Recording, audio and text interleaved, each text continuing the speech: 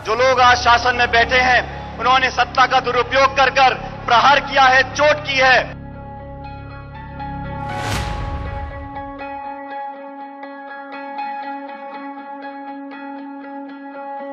नमस्कार, राजनीतिक खबरों के सबसे दिलचस्प ठिकाने में मैं रुपेश मिश्रा आप सभी का स्वागत करता हूं। राजस्थान के सियासी महासंग्राम में राजभवन और गहलोत सरकार के बीच का टकराव तो खत्म हो गया, लेकिन इस सियासी पटकथा का महानायक यानी सचिन पायलट अभी भी खामोश है। सचिन पायलट की इस खामोशी के कई मायने भी निकाले जाने लगे। उनमें से एक मायने ये भी है कि क्या सांसद किरोड़ी लाल मीणा और हनुमान बेनीवाल को पायलट के हरी झंडी का इंतजार है। पायलट वो कौन सी हरी झंडी दिखाने वाले हैं जिसके बाद बेनीवाल और किरोड़ी लाल मीणा पूर्ण रूप से पायलट के पक्ष में सक्रिय हो जाएंगे।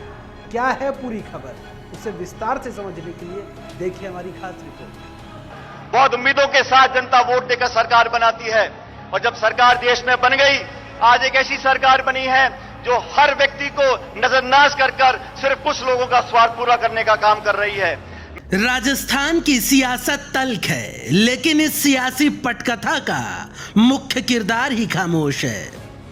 दरअसल कांग्रेस के बागी सचिन पायलट ने अभी तक कोई पत्ते नहीं खोले हैं, क्योंकि पायलट अभी पर्दे के पीछे से ही अपना किरदार निभा रहे हैं। लिहाजा अब लोगों की दिलचस्पी सबसे ज्यादा पायलट पर है कि आखिर पायलट मीडिया के कैमरों के सामने अपनी रणनीति कब लेकर आएंगे। लेकिन इसी बीच सियासी गलियारे में एक खबर यह भी जोर पकड़ रही है कि पायलट ने मरुधरा की सियासी बिसात में अब अपने प्लान बी पर भी काम करना शुरू कर दिया है। सियासत के जानकार बताते हैं कि गहलोत से सीधी टक्कर लेने वाले युवा पायलट ने भी हर विकल्प पर काम करना शुरू कर दिया है।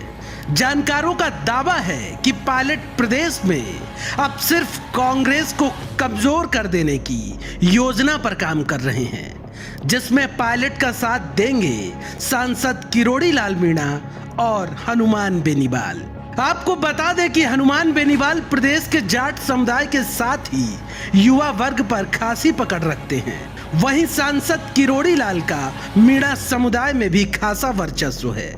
वैसे तो ये दोनों ही नेता अभी बीजेपी से प्रत्यक्ष या परोक्ष रूप से जुड़े हुए हैं, क्योंकि बेनीवाल की आरएलपी पार्टी बीजेपी की सहयोगी है, तो वहीं किरोड़ी लाल मीणा बीजेपी से राज्यसभा सांसद।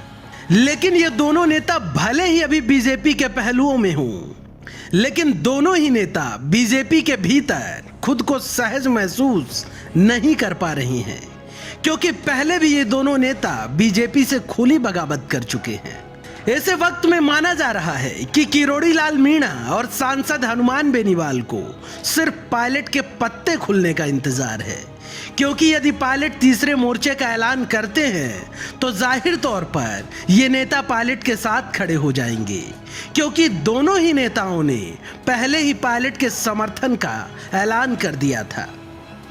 और पायलट भी जब तीसरे मोर्चे पर काम करेंगे तो बेनीवाल और किरोड़ी का साथ उन्हें हर कीमत पर चाहिए होगा।